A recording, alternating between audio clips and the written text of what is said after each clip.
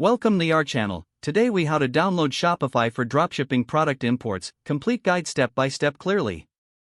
To download Shopify for dropshipping product imports, begin by opening your preferred web browser. In the search bar, type in Shopify and press enter.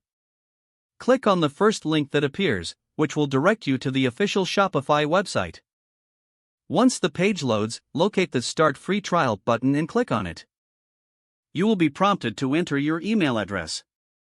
After entering your email, create a password for your new Shopify account. Next, fill in the required details about your store, including its name and address. Click on Next to proceed to the next step of the setup process. Once your account has been created, you will be taken to the Shopify dashboard. From the dashboard, navigate to the Apps section located on the left sidebar. Click on Visit the Shopify App Store to explore available apps for dropshipping.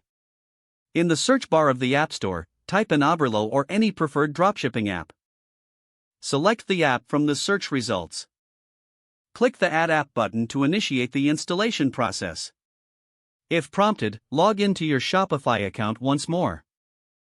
Follow the installation prompts to complete the integration. Once the app is installed, you can begin importing products directly into your Shopify store. Browse through the products available in the dropshipping app. Select the items you wish to import and add them to your store. Ensure you customize product details like titles, descriptions, and prices accordingly. After finishing the customization, review your imported products in the Shopify dashboard. To make the products visible to customers, ensure they are set to active in your product list.